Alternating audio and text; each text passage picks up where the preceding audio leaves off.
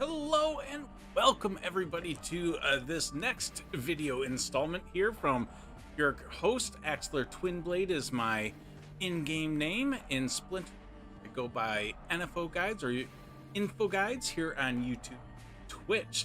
Thank you guys for coming out and watching my previous videos. Hopefully you've been enjoying the content I've been creating.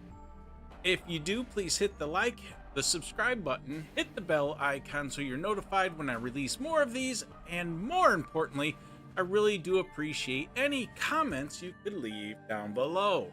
Much appreciated.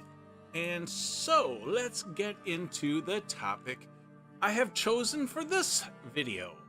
The topic I have chosen is something that a lot of people have also haven't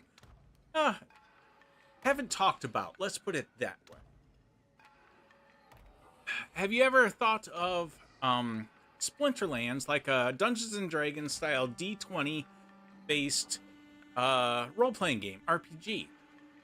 At the Splinterfest, there was some information released about this, and realistically, it just kind of got overlooked, I think, by almost everybody. I personally have been a Dungeons and Dragons fan my whole life, so I actually enjoy the content that they have and produce for Dungeons and Dragons. I think the newer editions have way too many rules. I was back in like 2nd edition Dungeons, so it's been a while for me, but that's okay. I always love to read the information for what it was and imagine the story in the world around it. So at Splinterfest, they actually have they talked about a lot of different things that could be, and one of the things they did start was just so people could kind of see it, is kind of a starter Splinterlands RPG starter set. Okay, so they gave us this wonderful QR code here. I will go ahead and this let's see, there's a link to it. Let me bring up the link real quick and I will give that link. I just gotta find out, where did I put it? Okay, here it is. So if you're watching chat, this will show up in chat. I will try to remember to go back and put that in the description of this video as well. That is the same link as the QR code, and you can download their starter set. And just to kind of give reference here, this was at Splinterfest, and this is kind of what they came up with to start down the idea. And here you can see this was at Splinterfest. These are the people talking, and yeah. So let's go ahead and take a look at that link I just posted. And that link, like this. Let me go ahead and hide that screen. So they have it's a PDF that you can download using that link, and you download that wonderful thing and have Splinterlands RPG starter set. And what I like about this is the artwork and the style of this is very reminiscent of a Dungeons and Dragons manual or a book. And so let me go ahead and make this a little bit bigger so you guys can see it. There you go. And so in here they've got, of course, their welcome. But I like this style of artwork. It brings back Dungeons and Dragons memories for me of all them old school monster manuals. Let's see. So I'll let you guys go ahead and read this verbatim. I just wanted to point it out because I think a lot of people have not thought about. Yeah, I did there, Alex Menard. Somehow I accidentally had chat turned off. It didn't start. So this time and everything, hopefully chat is on and working. I'm just talking about what they released at Splinterfest that people really they don't talk about, and that is they produced a Splinterlands RPG starter set. And this is basically like a very basic starter set for turning Splinterlands into a Dungeons and Dragons style pen and paper d20 campaign, I guess you could say, role-playing game. And so in here, they've got all this different stuff. And again, I'll let you guys read it. But here you can see the backgrounds of Praetorian Explorer, skill proficiencies, ideals, and you know, they have the different personality traits and how all these things might work in a Splinterlands RPG. And then they've got, you know, as an arena competitor, you choose your traits and all this kind of stuff. Chaos Lead. These are different character classes. Now you got a couple of subclasses and what they might be able to do. And again, the thing I want to really show here is kind of piggybacking off my last video where I was talking about the lore they are currently releasing has a lot to do with Rebellion. Now, this doesn't have a lot to do with Rebellion, but what I do want to point out is this has a lot of thought and depth into the world of Splinterlands. You start looking at this, was back in October, so this was 9 months ago. They had put this much thought and depth into what might be, or what you might be able to do with Splinterlands as an RPG. Now, the cool thing with that is, you know, because they did that for this, anything we might find in here might show up in Splinterlands, the game proper, when we least expect it. You know, we might see some aspects come in. And, you know, you can see some artwork here that was released that later became, I think, the Lady Lord of Crows. And, you know, they have a monk subclass. You know, they've even thought, you know, at level 6. So I just find it really interesting. I've always been a huge D&D, and so I really liked seeing what could be a Dungeons and Dragons D20 based. Hey, how you doing there, Supreme Victory Network? How you doing?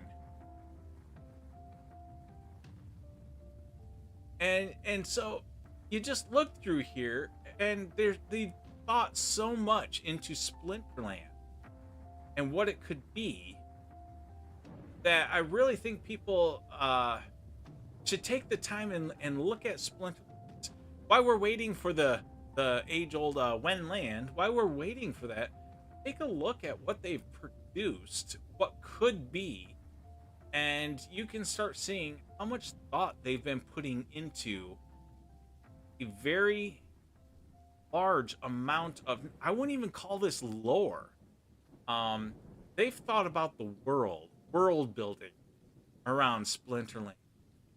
And as they come up with the world building, it makes it so much more cohesive when they go to do storylines, when they go to do maybe future quest lines, or how much of this stuff here could get incorporated into and phase 2.0, land phase 3.0. There's tons here. So I guess we have to give Nate and his department most of the kudos here. I'm not sure who would have thought up and, you know, done all this other than Nate's team obviously was involved. So again, I just wanted to point this out because this was at Splinterfest, and it literally at Splinterfest was only one little slide. So let me bring that picture back up here real quick if I can find out. Here it is. This was the only slide about it at Splinterlands. It was just kind of breezed over. That QR code is the link I just shared. And Supreme Victory, no problem, no problem. I was pondering what that Koth would be, but I figured it was something like Great Catch or something. Or at first I thought Great Koth was maybe your in-game name or something. Thanks for clearing that up. And Alex Bernard, you're so ready for land. You're going all in on Magically. You know, I'm going all in on land. And a lot of mine are just commons. I've got 3 magic. I've got 1 epic land. I've got no occupied, no legendary. I'm okay with that. I figure there's going to be enough ways to play the game that I will easily be able to carve out a little niche of my own and have fun with it. So really looking forward to what they can do with land.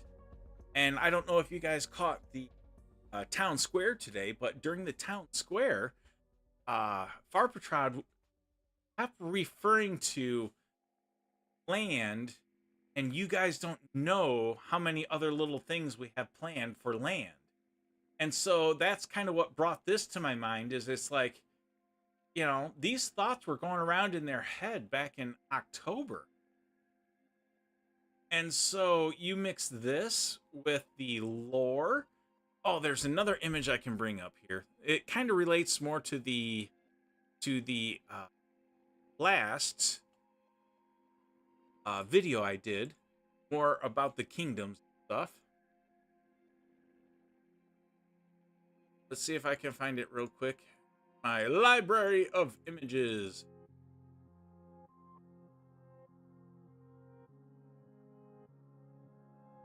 Okay. I'm looping through it. Anyway, it was a little insight I saw again that appeared at Splinterfest in one of my pictures that now rings so much more true. Let's see. I'm getting there. I took a lot of pictures.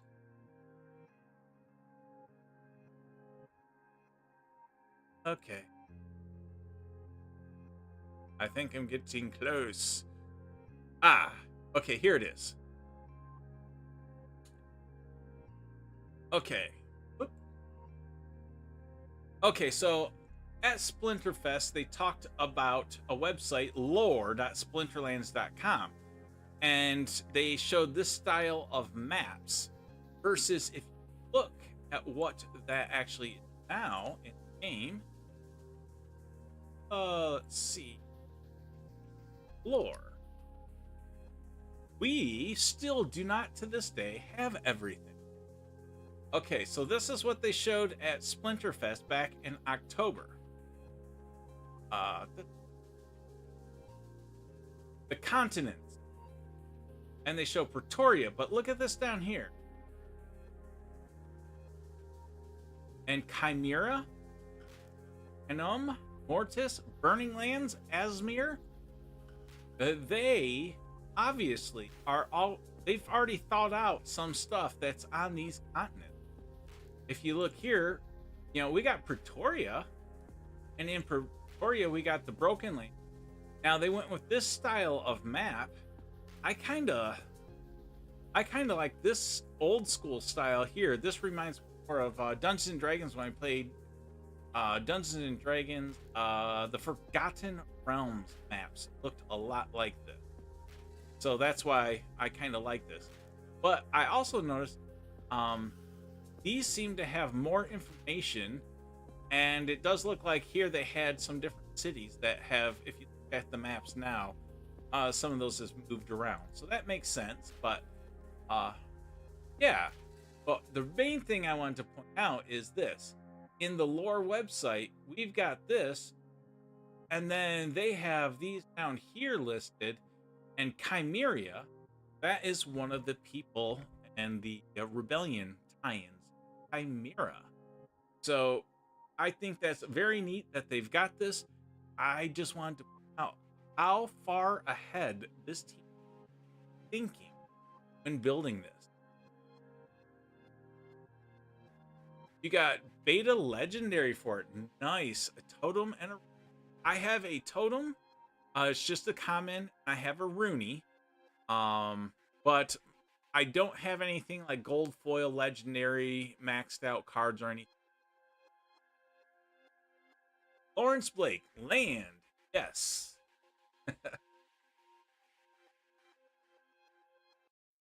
Where is my land located? Let's see. My land. Most of them are located in Region 23. Region 23 is Gank. Gank's.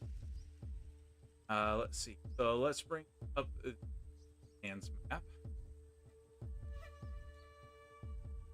Max legendary betas. Oh, I wish I could. So I am right here in Region 20. This is where most of my stuff is at. Gank owns the region, and I traded my 12 plots I had for 12 plots in region. So most of mine are in here in, I think this is track 7. Yes, I got 8 in track 7. So I got a couple over here, one over here, one down here. So this is where I'm at. I have a whole lot of swamp and bog. I've decided I'm just going to be a swamp man. Oh, you're also in Gankland. Rock on. I don't even know where his castle is. And I hate trying to figure out how to filter. I always want to click for here. Rarity. Geography. Land. Kingdom. There we go. Castle. Oh, you're up over here. Okay. Nice. Yep, so this is where I'm at right here. That. I don't know why it highlights everything.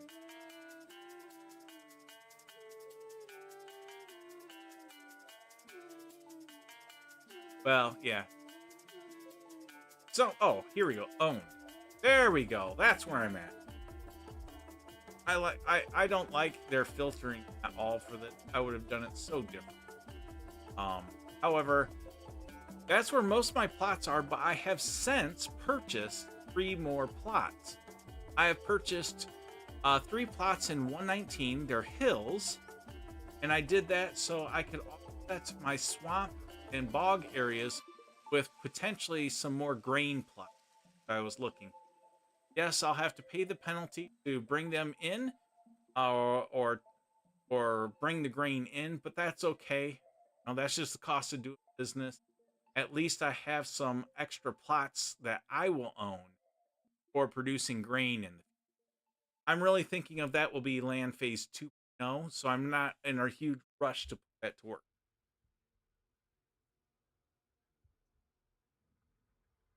I'm going to be doing mostly lumber because I got tons of swamp. Of course, so I got lumber, lumber, lumber, lumber, lumber, wood, wood. Whoop.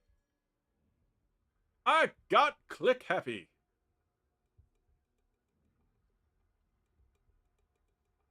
Okay. As I was saying, wood, wood, wood, wood, wood, wood, wood, wood, wood, wood. That's why I went and picked up some more grain plot, because now right now, and you'll be able to collect grain on all plots. Disregard this wood symbol. However, I went and picked some up just in case.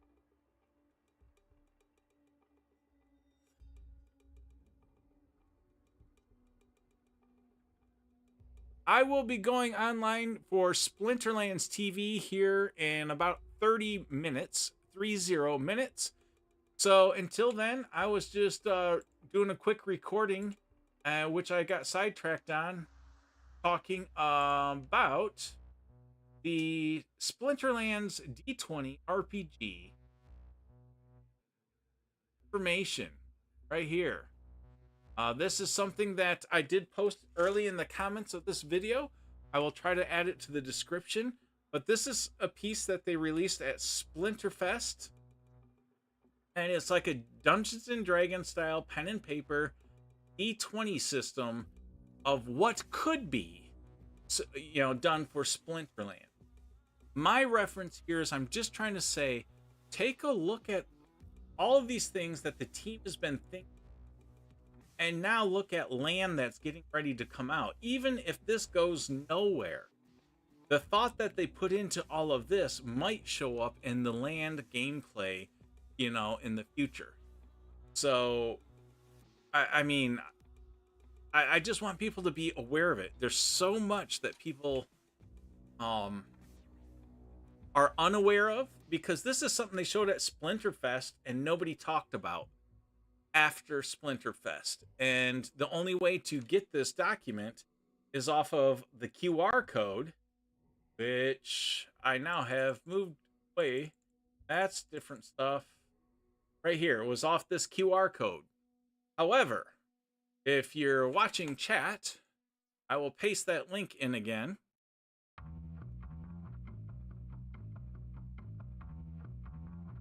And so that's the link, so you don't have to scan the QR code.